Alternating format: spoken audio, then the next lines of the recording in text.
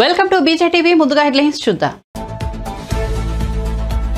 కేంద్ర ఎన్నికల సంఘం సమావేశానికి హాజరైన చంద్రబాబు, పవన్ వీళ్లను వదిలేస్తే అరాచకమేనని చెప్పామన్న చంద్రబాబు. ఏపీ ఎన్నికలను కేంద్ర ఎన్నికల సంఘం సీరియస్ గా తీసుకుందన్న పవన్ కళ్యాణ్.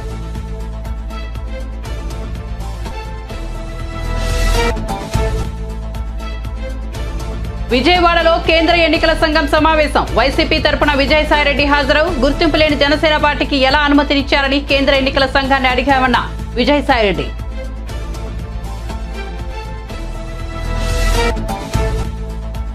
రెండు 2019లో నేను ఓడిపోవడానికి బీఆర్ఎస్ నేతల వైఖరే కారణమన్న కల్వకుంట్ల కవిత.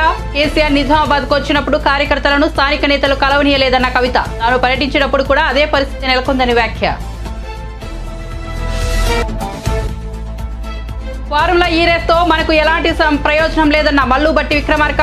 ఫార్ములా ఈ రేస్ గురించి ప్రజలకు వాస్తవాలు తెలియాల్సి ఉందన్న మల్లు. ప్రతి పైసా ప్రజల అవసరాల కోసం ఖర్చు చేస్తామని స్పష్టీకరణ. ఇక వార్త వివరాల్లోకి వెళ్తే, కేంద్ర ఎన్నికల సంఘం ఇవాళ విజయవాడలో నిర్వహించిన సమావేశానికి టీడీపీ అధినేత చంద్రబాబు, జనసేన పార్టీ చీఫ్ పవన్ కళ్యాణ్ హాజరయ్యారు. సిఎస్సి సమావేశం ముగిసిన అనంతరం చంద్రబాబు, పవన్ కళ్యాణ్ మీడియా ముందుకు వచ్చారు. చంద్రబాబు మాట్లాడుతూ ఇవాళ ఎన్నికల సంఘాన్ని కలిసి అన్ని విషయాలను వారికి స్పష్టంగా వివరించామని వెల్లడించారు. తన సుదీర్ఘ రాజకీయ జీవితంలో ఎప్పుడూ చూడని పరిస్థితులు ప్రస్తుతం నెలకొని ఉన్నాయని అన్నారు. జనసేనాని పవన్ కళ్యాణ్ కూడా రాజకీయ పరిస్థితులను గమనిస్తూనే ఉన్నారని తెలిపారు. రాష్ట్రంలో ఎప్పుడూ జరిగినటువంటి అరాచకాలు జరుగుతున్నాయని వ్యాఖ్యానించారు. ప్రజాస్వామ్యాన్ని అపహాసం చేసే పరిస్థితికి వస్తున్నారని చంద్రబాబు విమర్శించారు.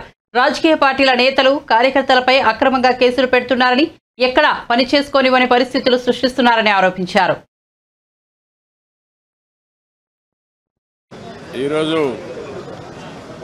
నేను అదేవిధంగా జనసేన అధినేత పవన్ కళ్యాణ్ గారు కలిసి ఎలక్షన్ కమిషన్ కలిసాం. అన్ని విషయాలు కూడా చాలా స్పష్టంగా వారికి ఎక్స్ప్లెయిన్ చేశాం. నా సుదీర్ఘ రాజకీయ చరిత్రలో కానీ పవన్ కళ్యాణ్ గారు కూడా రాజకీయాల్లోకి రావడమే కాకుండా రాజకీయాలను వాచ్ చేస్తూ ఉండడం కానీ ఎలక్షన్ కమిషన్ కలిసాం. అన్ని విషయాలు కూడా చాలా స్పష్టంగా వారికి ఎక్స్ప్లెయిన్ చేశాం. నా సుదీర్ఘ రాజకీయ చరిత్రలో కానీ పవన్ కళ్యాణ్ గారు కూడా రాజకీయాల్లోకి రావడమే కాకుండా రాజకీయాలను వాచ్ చేస్తూ ఉండడం కానీ ఇవన్నీ చూసిన తర్వాత ఎప్పుడూ జరగనటువంటి అరాచకాలు జరుగుతున్నాయి. ప్రజాస్వామ్యాన్ని అపహాస్యం చేసే పరిస్థితికి వస్తున్నారు. ఇంతవరకు మీరు చూస్తే కేసులు అయితే మా మీద విపరీతంగా బుక్ చేసి, అంటే ఎక్కడ కూడా పని చేయకుండా చేయడం కోసం రాజకీయ పార్టీల్ని, రాజకీయ పార్టీల కార్యకర్తల్ని, లేకుంటే అందులో పనిచేసే వ్యవస్థనే మొత్తం సర్వనాశనం చేయాలి, నిర్వీర్యం చేయాలని ప్రయత్నం చేశారు. ఇప్పుడు ప్రజల్లో ఉండే తిరుగుబాటు చూసిన తర్వాత హోల్సేల్గా ఓటర్స్ అందరినీ మార్చేయడం, దొంగ ఓట్లు వేసుకోవడం ఇలాంటివి చేస్తే తప్ప సాధ్యం కాదని కన్క్లూజన్కి వచ్చారు. ఈరోజు ఒక ఎగ్జాంపుల్ ఇచ్చాం. ఒక్క చంద్రగిరిలో ఫామ్ 6 కింద 1,15,000 ఓట్లు ఇచ్చారు. దాంట్లో దగ్గర 33,000 ఓట్లు ఆమోదించారు. దాంట్లో వేరే నియోజకవర్గంలో విత్ ఎవిడెన్స్ అన్నీ కూడా మేము పెట్టాం. అవన్నీ కూడా వారికి ఎక్స్ప్లెయిన్ చేశాం. అదే మరిగా స్టేట్ ఎలక్షన్ కమిషనర్ ఆ రోజు పడిన అవస్థ కానీ, కడాన ఆయన డ్యూటీ కండక్ట్ చేయడానికి, ఆయన విధి నిర్వహించడానికి సెంట్రల్ హోమ్ మినిస్టర్ని అడిగాడు ప్రొటెక్షన్ కోసం. కుటుంబాన్ని, ఆయనకు సెక్యూరిటీ కావాలని అడిగే పరిస్థితి, అవి కూడా ఇచ్చాం. ఫైనల్గా మేము రిక్వెస్ట్ చేసింది వారిని ఒకటే చెప్పాం. ఏదైతే ఎలక్షన్ డ్యూటీ కేసే ఆఫీసర్ని సెలక్షన్ ప్రాసెస్లో కాకుండా ఆల్ ఇండియా లెవెల్లో చేసే బెస్ట్ ప్రాక్టీసెస్లో ఎంపిక చేసుకోవాల్సిన అవసరం ఉంది. ఈరోజు సెలక్షన్ ప్రాసెస్ ఎందుకన్నానంటే, ఆల్ ఇండియా లెవెల్లో టీచర్స్ని, గవర్నమెంట్ ఆఫీసర్స్ని, అనుభవం ఉండే వ్యక్తులు పెట్టుకుంటారు. వాళ్ళందరినీ లేదని చెప్పి వాళ్ళ మేము ఇవ్వం, ఇవ్వలేమని గవర్నమెంట్ చెప్పి కడాన ఎన్నికలను అపహాస్యం చేసే విధంగా సచివాలయ స్టాఫ్తో వాలంటీర్లతో కండక్ట్ చేయాలని ప్రయత్నం చేస్తున్నారు. అంటే ఇటీవల వీళ్ళు నామినేట్ చేసిన వ్యక్తులతో పెట్టుకొని వీళ్ళు చేసే అన్ని తప్పుడు పనులు వాళ్ళ దగ్గర చేపించాలని. అదే సమయంలో మీరు చూస్తే విఎల్ఓలుగా అంటే బూత్ లెవెల్ ఆఫీసర్స్ ఒకప్పుడు టీచర్లు చేసేవాళ్ళు, ఆఫీసర్లు చేసేవాళ్ళు. ఎక్కడ కూడా ఒక్క మిస్టేక్ కూడా ఉండేది కాదు. That is their duty. దానిపైన చాలా స్పష్టంగా ఆదేశాలు కూడా ఉన్నాయి. ఎవరన్నా కానీ డ్యూటీ స్పష్టంగా చేయలేకపోతే వాళ్ళని యాక్షన్ తీసుకోవడం, ఇంక్రిమెంట్స్ కట్ చేయడం, ఉద్యోగాలు తీసేయడం అన్నీ ఉంటాయని భయపడిపోయేవాళ్ళు. ఈరోజు ఎవరు చేస్తున్నారంటే ప్రధాన మహిళా పోలీస్ 2600 మంది బిఎల్ఓని మహిళా పోలీసులు పెట్టేశారు. ఇది నాకు ఆశ్చర్యం వేస్తుంది. 83 నియోజకవర్గంలో మహిళా పోలీసుల బిఎల్ఓకి పెడితే వాళ్ళకి మహిళా పోలీసులకు ఏం తెలుస్తుంది ఇవన్నీ అంటే? ఇంకొక పక్క వై ఏపీ నీడ్స్ జగన్ అని కలెక్టర్ దగ్గర నుంచి అందరూ క్యాంపెయిన్లు చేస్తారు. ఇప్పుడు చేసిన అరాచకం చాలదు, భారతీయ యుగానికి తీసుకుపోవడానికి అలాంటి వాళ్ళు పెట్టుకొని చేసే పరిస్థితికి వస్తున్నారు. ఇవన్నీ మేము ఎక్స్ప్లెయిన్ చేసిన తర్వాత వారికి మా మీద కానీ జనసేన మీద కానీ దగ్గర 6000 నుంచి 7000 కేసులు మా మీద పెట్టారు. ఒక్క పుంగనూరులో కేసులో 250 మంది పెట్టారు. 200 మంది పైన జైలుకు పోయి వచ్చారు. ఇప్పుడు బైండ్ ఓవర్ కేసులు పెడుతున్నారు. అంటే నీ మీద కేసు ఉంది, పోలీసు వాళ్ళు నోటీస్ ఇస్తారు, ఎంఆర్ఓ దగ్గర సరెండర్ కావాలి అంటే మళ్ళీ బెదిరించడం. ఎలక్షన్లో ఎవరిని పని చేయనీయకుండా నిర్వీర్యం చేయడానికి, లేకపోతే మళ్ళా వాళ్ళని అరెస్ట్ చేయడానికి ప్రయత్నం చేసే పరిస్థితి వచ్చారు. టీడీపీ అధినేత చంద్రబాబుతో కలిసి విజయవాడలో కేంద్ర ఎన్నికల సంఘం సమావేశానికి హాజరయ్యారు జనసేనాని పవన్ కళ్యాణ్. ఆ భేటీ ముగిశాక మీడియాతో మాట్లాడారు. ఏపీలో ఎన్నికలు పూర్తి ప్రజాస్వామ్యబద్ధంగా జరగాలన్న ఉద్దేశంతోనే కేంద్ర ఎన్నికల సంఘం ఇవాళ విజయవాడ వచ్చి సమావేశం ఏర్పాటు చేసిందని పవన్ కళ్యాణ్ వెల్లడించారు. చంద్రబాబు 3 సార్లు ముఖ్యమంత్రిగా చేసి విపక్ష నేతగా ఉన్నారన్నారు. ఆయన తన సుదీర్ఘ అనుభవంతో తాను ముఖ్యమంత్రిగా ఉన్న సమయంలో ఎన్నికలు ఎలా జరిగాయో సీఈసీకి చక్కగా వివరించారన్నారు. పారదర్శకంగా ఎన్నికలు జరగడానికి ఆయన శాయశక్తిగా ఎలా కృషి చేశారో చెప్పారు. చంద్రగిరిలో 1,00,000 దొంగ ఓట్లు నమోదు చేస్తే వాటిలో 4 వంతు ఆమోదించారన్న విషయాన్ని సీఈసీ దృష్టికి తీసుకెళ్లామన్నారు. ఇక జనసేన తరపున కూడా అభ్యంతరాలను కేంద్ర ఎన్నికల సంఘానికి వివరించామన్నారు.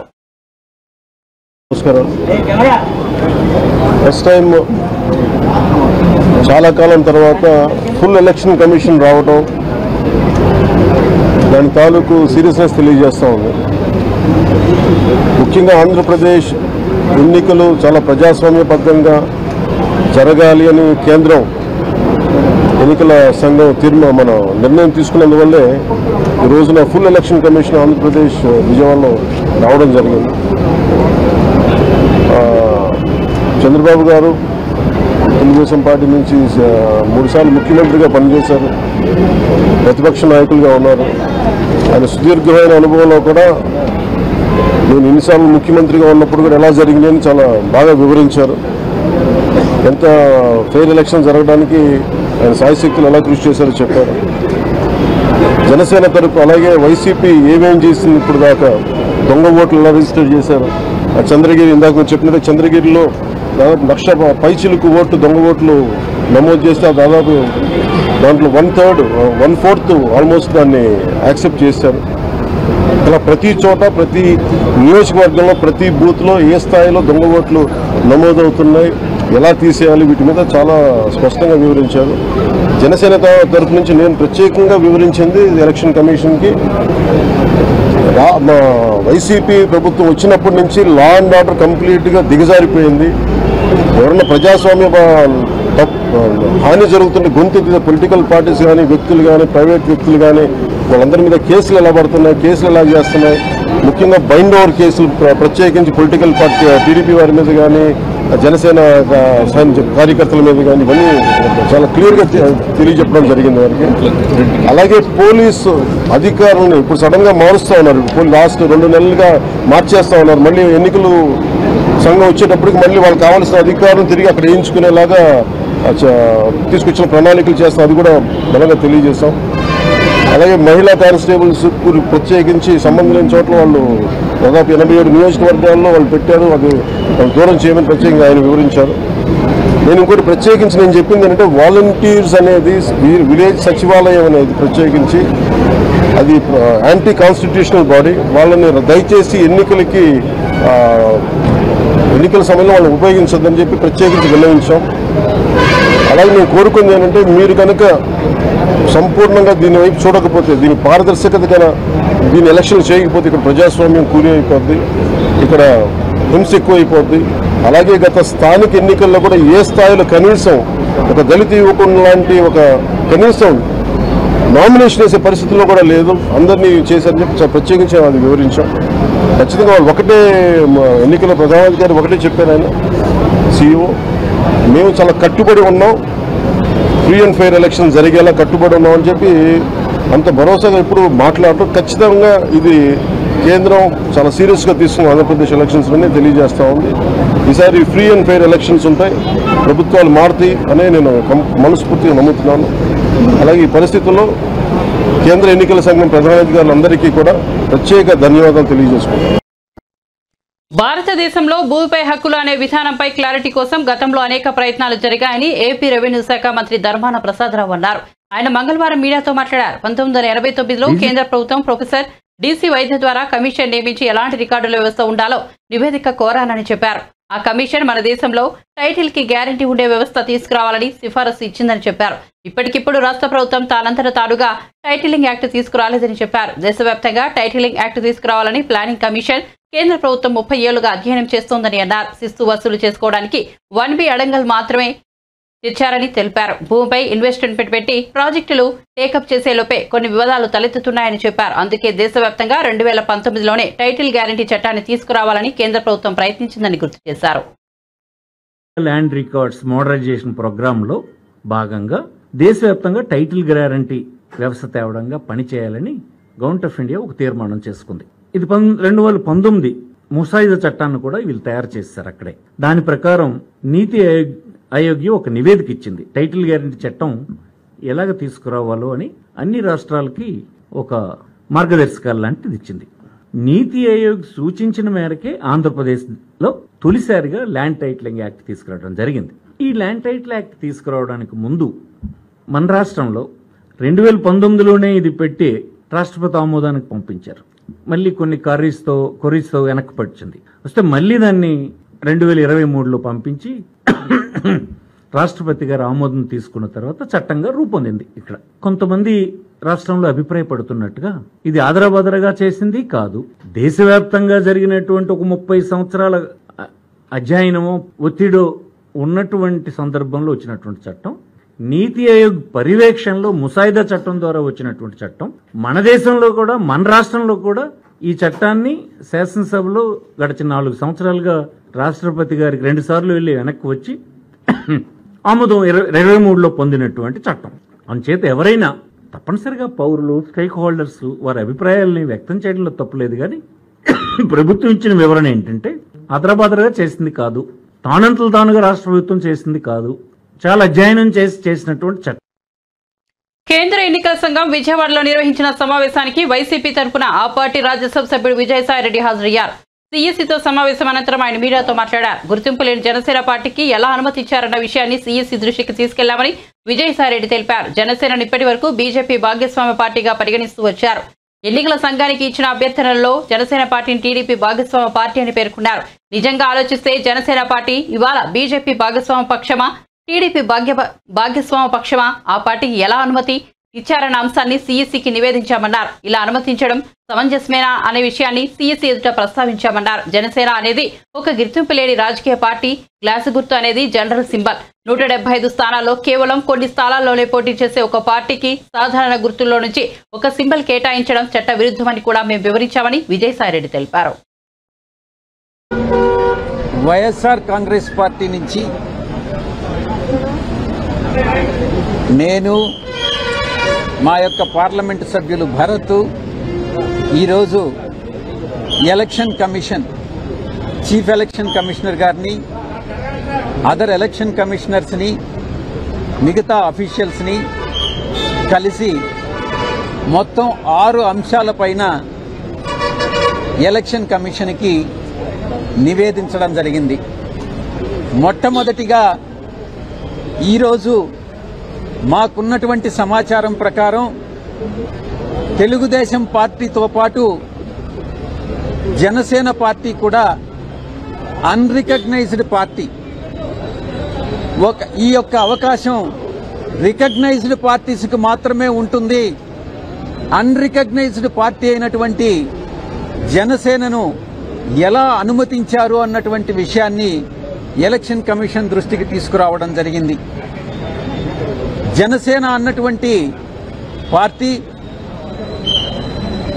ఇప్పటి వరకు కూడా వాళ్ళు ఇచ్చినటువంటి రిపోర్ట్, ఎలక్షన్ కమిషన్కి ఇచ్చినటువంటి రిక్వెస్ట్ ప్రకారం అలయన్స్ పార్ట్నర్ కింద తెలుగుదేశం పార్టీ, జనసేన పార్టీని అనుమతించమని రిక్వెస్ట్ చేయడం జరిగింది. ఇంకొక విషయాన్ని కూడా ఎలక్షన్ కమిషన్ దృష్టికి తీసుకొచ్చాం. జనసేన పార్టీ అన్నటువంటిది ఇప్పటి వరకు కూడా బీజేపీ అలయన్స్ పార్ట్నర్ కింద పరిగణిస్తా వచ్చారు. ఈరోజు నిన్న ఇచ్చినటువంటి ఎలక్షన్ కమిషన్కి ఇచ్చినటువంటి రిక్వెస్ట్లో Janasena party Telugu Desam party alliance partner కింద డిస్క్రైబ్ చేయడం జరిగింది. జనసేన పార్టీ ఈరోజు నిజంగా ఆలోచిస్తే బీజేపీతో అలయన్స్ పార్ట్నరా లేక తెలుగుదేశం పార్టీతో అలయన్స్ పార్ట్నరా అన్నటువంటి విషయాన్ని క్వశ్చన్ చేస్తూ ఎలా ఎలక్షన్ కమిషన్ అనుమతించడాన్ని మేము వాళ్ళకి నివేదించాం. ఇలా అనుమతించడం సమంజసమేనా అన్నటువంటి విషయాన్ని ఎలక్షన్ కమిషన్ దృష్టికి తీసుకురావడం జరిగింది. ఇక రెండవ విషయం, జనసేన అన్నటువంటిది unrecognised political party. Glass symbol అన్నటువంటిది ఒక జనరల్ సింబల్. అటువంటి సింబల్ని గతంలో 2019 ఎన్నికల్లో గడిచినటువంటి ఎన్నికల్లో glass symbol throughout the state ఇవ్వడం జరిగింది. అటువంటి సింబల్ని, కామన్ సింబల్ని ఒక పొలిటికల్ పార్టీకి రాష్ట్ర వ్యాప్తంగా కొన్ని స్థానాల్లో, 175 స్థానాల్లో కొన్ని స్థానాల్లో పోటీ చేసేటటువంటి ఒక రాజకీయ పార్టీకి ఒక సింబల్ కేటాయించడం జనరల్ సింబల్లో నుంచి అది చట్ట విరుద్ధం అది అన్నటువంటి విషయాన్ని కూడా మేము ఎలక్షన్ కమిషన్కి నివేదించడం జరిగింది. ఈ 2 విషయాలు కాకుండా మరొక విషయం, మూడవ అంశం, కోనేరు సురేష్ అనేటటువంటి వ్యక్తి, ఇతను తెలుగుదేశం పార్టీ ఎలక్టోరల్ సెల్ లో ఏదో సమ్ పొజిషన్లో ఉన్నాడన్నమాట. ఇతను ఒక బల్క్ కంప్లైంట్ని, ఒక ఇంచుమించుగా 10 లక్షల పైచిలుకు ఓట్లన్నీ కూడా ఆంధ్ర రాష్ట్రంలో బోగస్ ఓట్లు అన్నటువంటి కంప్లైంట్ని chief electoral officer Andhra Pradesh chief formula E రేస్తో రాష్ట్రానికి వచ్చే ప్రయోజనం ఏమీ లేదని ఉప ముఖ్యమంత్రి మల్లు భట్టి విక్రమార్క అన్నారు.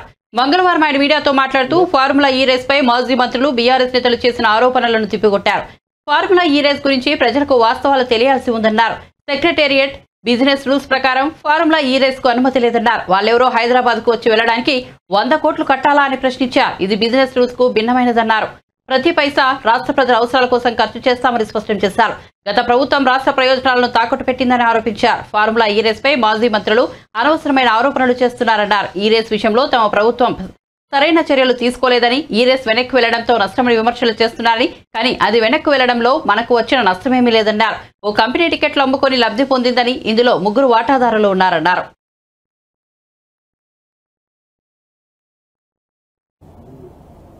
దీనికి సంబంధించింది వాళ్ళు కట్టాల్సిన 110 కోట్లు సంబంధించి వాళ్ళు కట్టకుండా తీసుకొచ్చినటువంటి వాళ్ళు వదిలేసి రాష్ట్రం మీద బై పార్టీ అగ్రిమెంట్ లాగా ఎంఓయూడి డిపార్ట్మెంట్ తో స్టేట్ గవర్నమెంట్ చేపించేశారు. మొదటి దాంట్లోనే ఏం లేదు.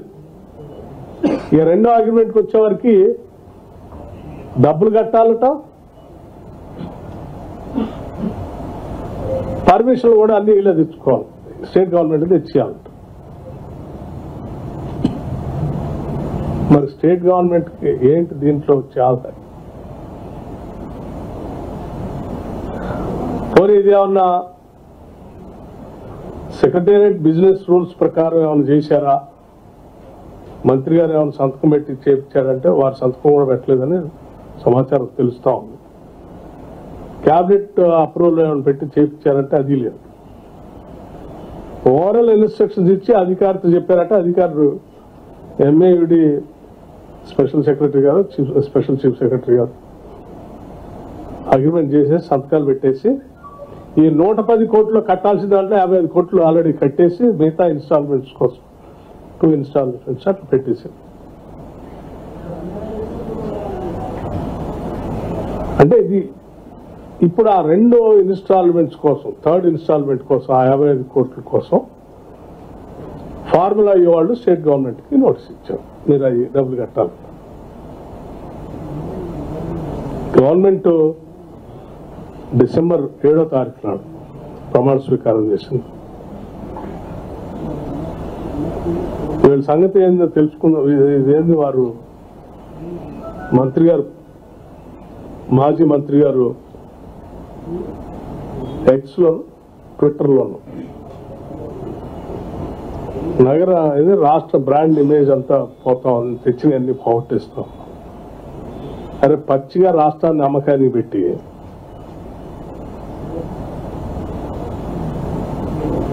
ఒకటేమో ఆ కంపెనీకి వస్తుంది, ఇంకోటి ఫార్ములా అయ్యేది. మరి రాష్ట్రం ఏంటి రాష్ట్రానికి వచ్చే ఆదాయం వీటన్నిట్లో అంటే లేదు. వాళ్ళు వచ్చి అక్కడికి వచ్చి చూసిపోతే హైదరాబాద్ నగరం ఇమేజ్ దొరుకుతుంది. వాళ్ళు చూసిపోవటానికి 110 కోట్లు కట్టాలా? అవి కాకుండా ఇన్ఫ్రాస్ట్రక్చర్ డెవలప్ చేయడానికి మళ్ళీ అది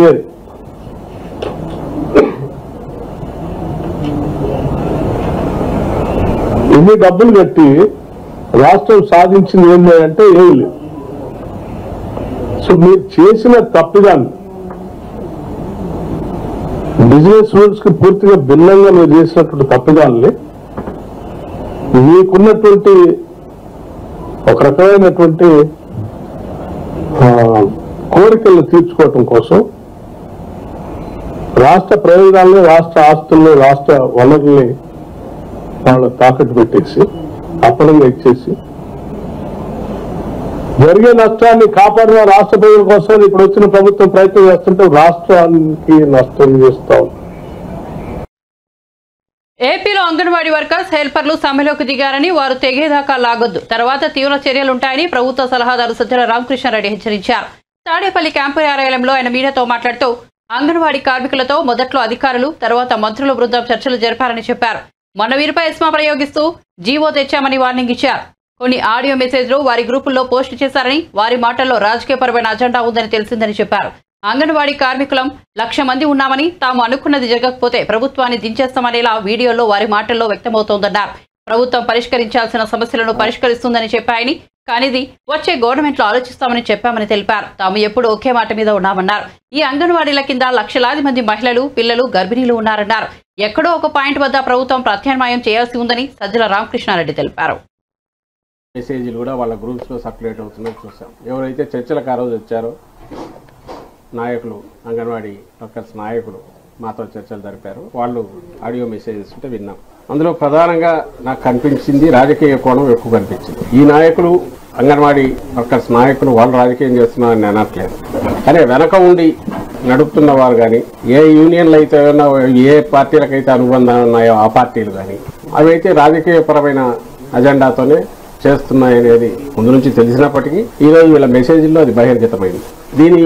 దీని రిపర్కషన్స్, దీని ఇవి ఎంతవరకు ఉంటాయనేది ఆలోచించడం కంటే, ఇంతమంది ఉన్నాం కదా 1,00,000 మందిని, మనం అనుకున్నది రాకపోతే ప్రభుత్వాన్ని అయినా దించేంత వరకు పోగలం అనే ధీమా ఈ బయట నుంచి ఆర్గనైజ్ చేస్తున్న నాయకులు లేదా పార్టీల నుంచి ఉందని వాళ్ళ మాటల్లోనే వ్యక్తమవుతుంది. ఆడియో ఇది వింటే ఎగ్జాక్ట్లీ మేము ఏదైతే భయపడుతూ వచ్చామో, వాళ్ళను హెచ్చరిస్తూ వచ్చామో అంగన్వాడీ ఉద్యోగులు, అదే ఫైనల్గా జరుగుతుంది. నేను చెప్పదలుచుకున్నది ఒకటే, మేము అంతకుముందు అడ్రస్ చేసిన ఏవైతే సాల్వ్ కాగలిగినవన్నీ చేసుకుంటూ వచ్చాము.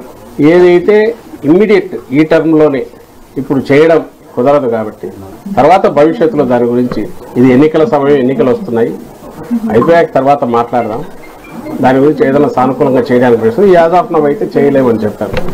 అది ఏదో బెదిరించడానికో వాళ్ళు ఎట్లయితే సమ్మె అనేది బెదిరించడానికి మేము చేయట్లేదు అంటున్నారో నిజంగా చేయట్లేదు కూడా అని ఇన్నాళ్ళు అనుకున్నాం.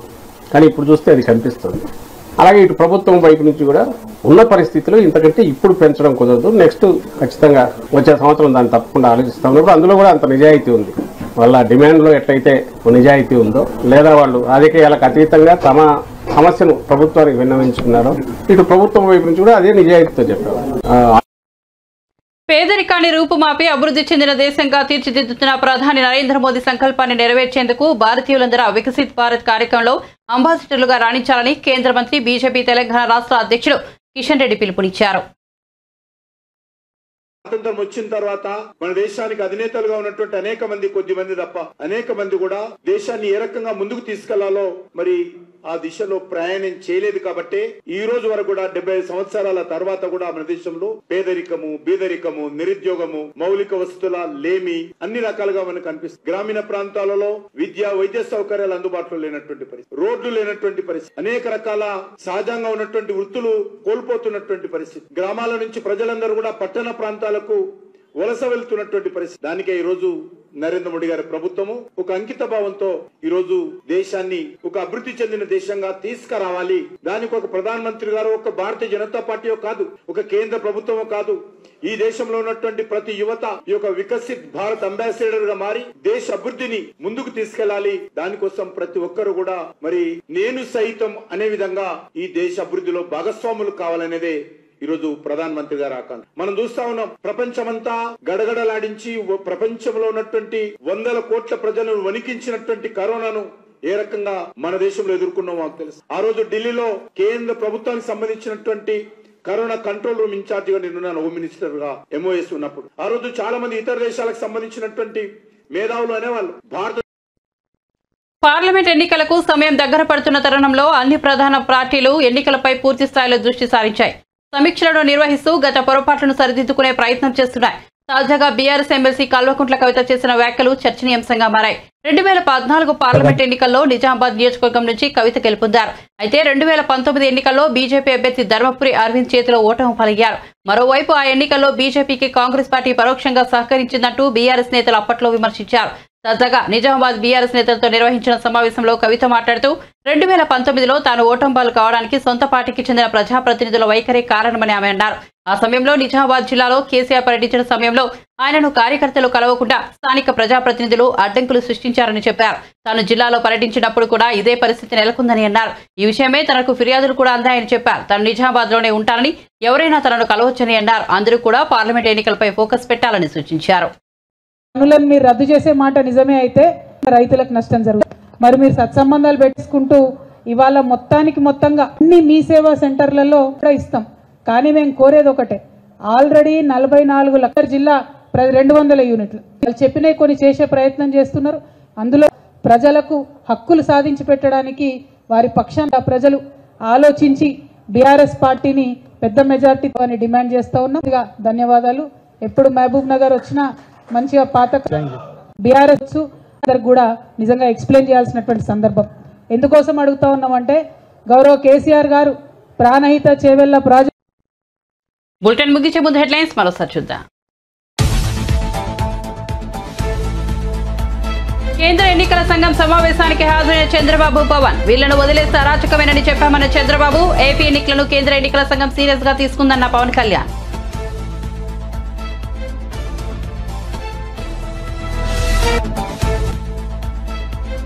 విజయవాడలో నేడు కేంద్ర ఎన్నికల సంఘం సమావేశం. వైసీపీ తరఫున విజయసాయిరెడ్డి హాజరు. గుర్తింపు లేని జనసేన పార్టీకి ఎలా అనుమతించారని కేంద్ర ఎన్నికల సంఘాన్ని అడిగామన్న విజయసాయిరెడ్డి.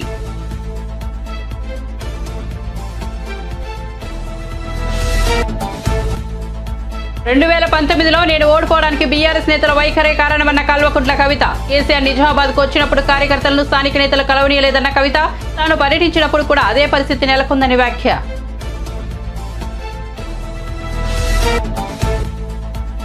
ఫార్ములా ఈ రేస్ తో మనకు ఎలాంటి ప్రయోజనం లేదన్న మల్లు బట్టి విక్రమార్క. ఫార్ములా ఈ రేస్ గురించి ప్రజలకు వాస్తవాలు తెలియాల్సి ఉందన్న మల్లు.